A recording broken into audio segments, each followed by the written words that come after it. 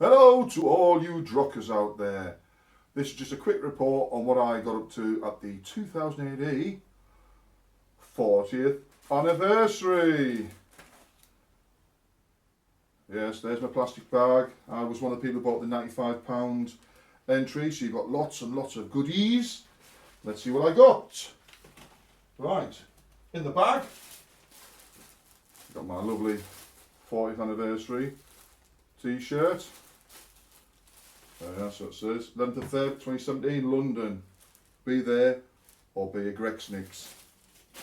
Inside the bag, you've got map of the hall, showing you where everything was and where all the people, where all the guests, but a lot of guests were milling about. They weren't at the tables.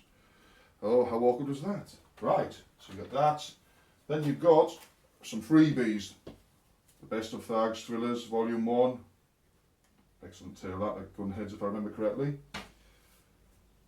Different versions of sci-fi specials, as I saw the people's. Little bit of card. You've got 2008's greatest. This was number 244 of 500. Little piece of card in there. And then that was that. Little graphic novel. Then you got the 40 Years of Thrill Power Festival. Souvenir sketchbook. Well, not until you get after the middle, you get the sketch pages. Come on! Sketch pamphlet, I would call it. But it's a bit of a memory thing, so you've got all this stuff inside, so you can keep this and remember what you saw or didn't see, because it was very, well, it was so exciting that I didn't see hardly anything. Well, I didn't see the banners, I just wandered around, enjoying myself. And there's the list of all the guests and many more. Many more people just turned up. Some people had said they might not be able to make it because there were deadlines. Lee Gallagher was one of those. Then later on in the day he turned up. So it was a nice surprise of seeing certain people who could finally make it. Now, before I went, I did my own stuff. I printed out my areas, who I wanted to see, you name it. So it was all these people for signatures and stuff, times, locations, and then I had a drink, and that all went out the window. So, what did I do? Well, in that bag as well, I was lucky because there was 3 posters you could get, and this was one I wanted. The fantastic Carlos Esquerra, 77's Dread against the 2017 Dread. Signed, numbered 22 out of 200. Now when the bag was handed over to you, nobody could see what the poster was. I was watching all the people in front, the bag came like that, so nobody could see until you actually physically had a look inside. So I was well chuffed. If I didn't get this, I would have bought it at the table of Vice Press, because this is the Vice Press poster, as you can see there at the bottom. Absolutely fantastic. That'll might get framed, might not. I've got tons of stuff that's not framed. But I'll show you what other poster-wise things I've got. Fantastic Ryan Brown cover, signed as well there. I love that cover. Just the angle, you've got Dread and the Law Master with the light shining. Day stick, full on Dread head, the city, and then the classic side pose of the Lawgiver and the rounds in the magazine. Yes, that's rounds, not bullets. Oh, and then I got Chris Weston to do a commission. He was doing 4 pre-con commissions for people if you just messaged him, and luckily I was 3rd on the list. So I got my lovely wife as a judge. So I'm happy with that. That'll get framed up next to many other pictures of her as judges.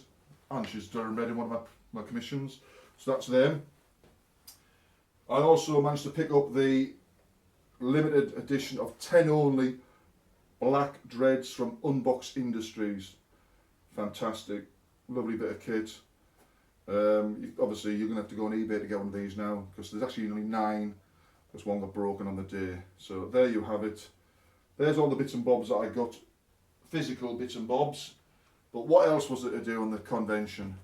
Tons of panels.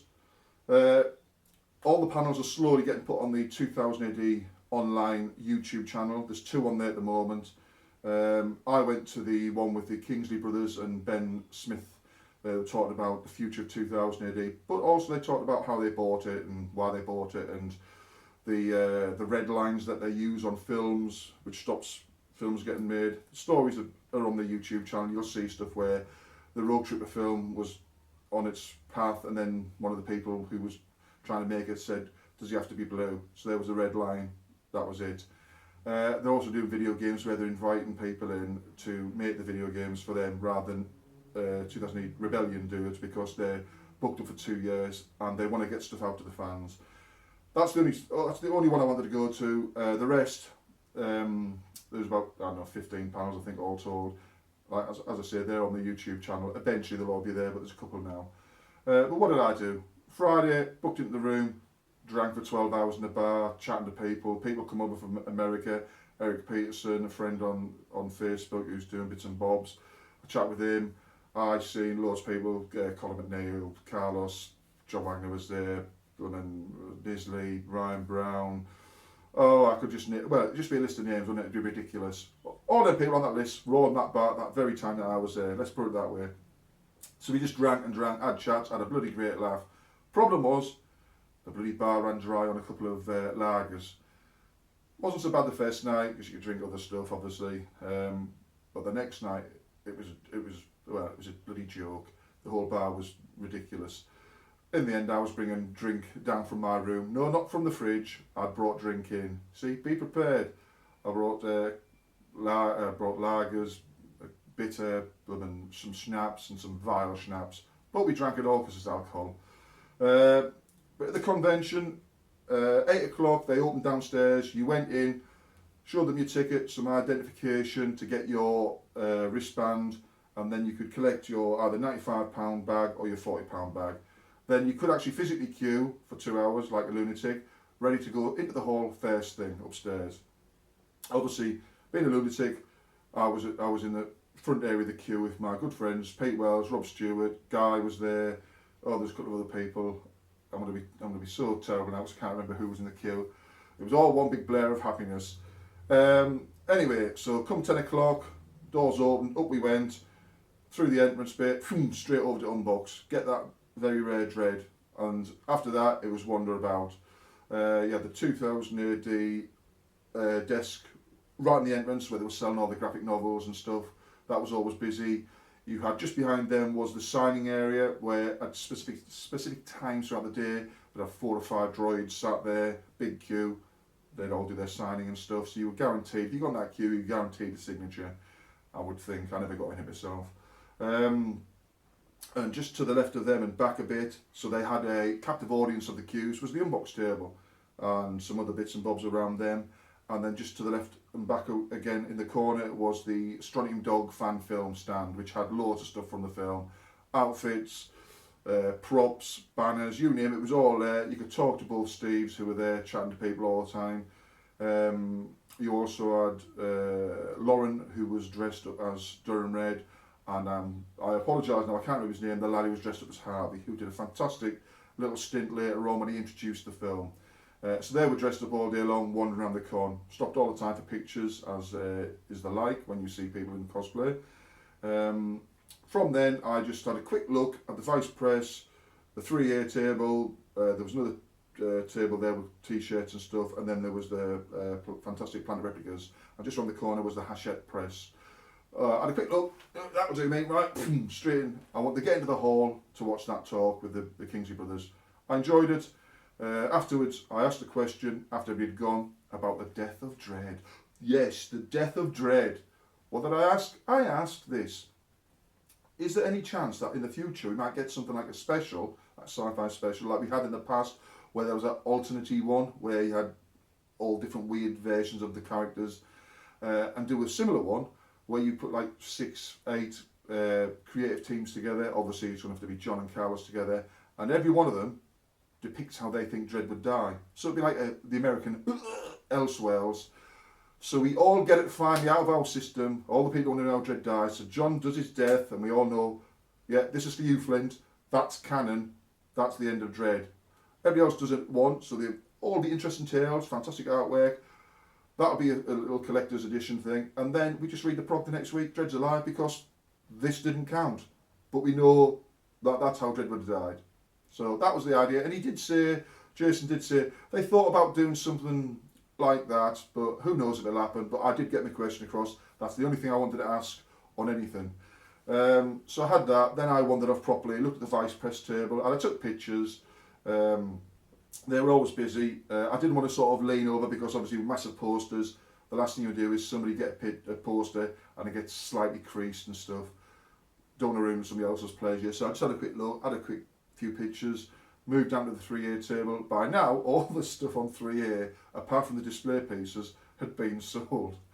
And I did see somebody walking around with a mongrel box. It was like an orange colour. So, yeah, so there was happy people, but obviously not many because it was all gone within the first hour. But their display was fantastic. You had the 1/6 Dread, which is the Apocalypse version, with the, I think they had the stub gun, and the Rad Cloak. Can't remember off the top of my head now. You had a 1/12 version of that Dread as well. 1/12 version of Tharg. You had Saturnus' head.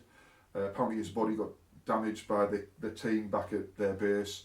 And you had Dread on the Lawmaster. There was a Gronk, Mongrel, all the Dark Judges. Sam Stade was there. So quite a nice display they had. There's pictures all over the web. Then you had the t-shirt one, which I didn't really go. T-shirts. No, how many t-shirts can you wear? You know what I mean. But I had a quick look, and then I looked at the Planet Replicas table, which had a raffle. Now the raffle tickets where you bought a packet of 5. One was for the Meekun, big, massive, oversized Meekun, sort of a big figure of Meekun on a big clear rod, so he's floating about on his chair. The Brain Biter, which is the axe for slaying, which was pretty impressive, about that wide, that big. Had a little bit of a weight to it as well. God knows how the person who won that would have got it home, but I have heard that Planet Replicas are sending it on to him. So that's fantastic from Dan, who runs Planet Replicas. There was a Flint, that's Henry Flint Dread, which was a 42cm high movie style Dread. Looked fantastic. I did have a picture of me holding it as though I'd won the Oscar. Then you had a Carlos Esquera badge, oversized badge, about this big, in a frame, black mount, and creators were signing it in a silver pen around the black mount. Looked really nice. Where's the other one? I did have another ticket. The other ticket was for, there it is. Stuck to the other one. There it is. The Dread McMahon bust. And that was, as I speak, big bust, about this sort of size, on a little raised plaque. And I had a picture of me holding it as if I'd won it, sort of thing. And I was going to put on the web and say, look what I've won. But this was like sort of like past 10, 11 o'clock, I don't know, in the day. And I just thought, I better not, because then it'll stop people buying the tickets. But yeah, I didn't win any of those. But I know a couple of people who did win them, so well done yous. Also on their stand, they had the sort of flash sale on their Lawgivers. Fantastic, half price, you know what I mean? Get in there.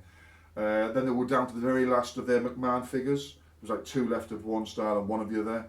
And they also did, which I haven't brought into the conservatory, so they did these credit card things where you pitched it in at the con, and then you could be like search destroy agent, city defence person, and a couple of other things. They're the 2 I got.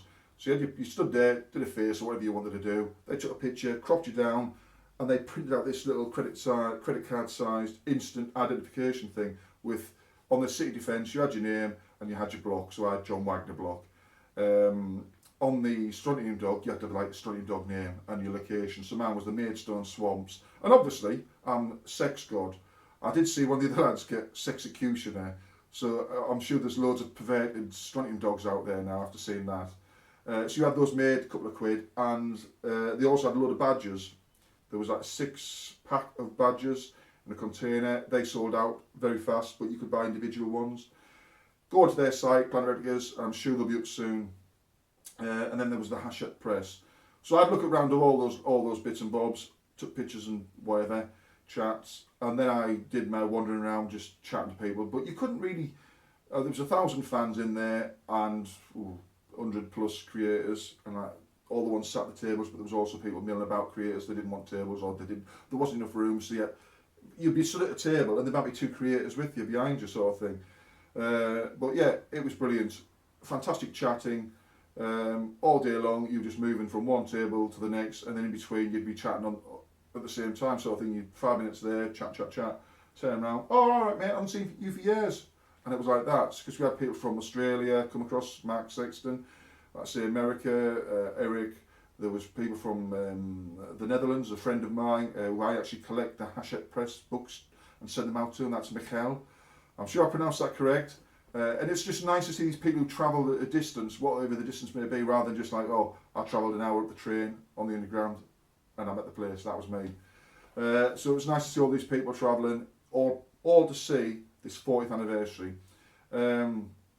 Yeah, from what I heard, the people who went to the panels had a blast.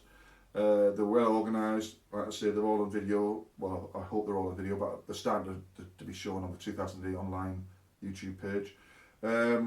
There was a photo area as well. It was like the usual suspects. There was the prison background, the height chart, but it wasn't quite the height chart. So people who are not so tall now have got a height chart thing where they're nearly 6 foot, which is quite funny. And they have the 2000 AD long logo across the top, so you could just stand on there, do usual suspect poses, which I got involved with. A few of them had a good laugh, but I didn't see many people do that. People are shy, you see. Then you had the big queues for the names that people wanted to get a signature or a sketch from. You had Carlos, you had John Wagner, Colin McNeil, you had Dave Gibbons, Cam Kennedy. Oh, I'm sure, do you know what? Every time I do that, I always miss somebody out. But there's probably a couple more off the top of my head. So you had queues then constantly, and people are queuing for 2 hours. Now I know for a fact, because on the Sunday, Carlos said that he did 42 sketches and he did a panel. So he did 42 sketches that day. I mean, that's pretty good going. So I'm sure that equally the other people were doing stuff. And to see Cam Kennedy, who was just like, he pulled out initially because he was ill, and he came back in and he was doing sketches, I think, from what I've seen. I've seen a couple of sketches. So people are very, very happy with that. And yeah, the whole day went fantastically. So if you missed out, you're going to see loads of pictures on the web. I'm sure you've been watching the 2008 online videos. And all I'll say is I had a brilliant time. Thanks to the Kingsley brothers. Thanks to the lads who organised it. That's Mike Mulcher, and I think it's Owen, who's the other PR lad now. Done a great job. Sort the bar out next time. I mean, come on. I shouldn't have to be bringing my own booze to drink at a bar. But roll on the 41st anniversary, eh?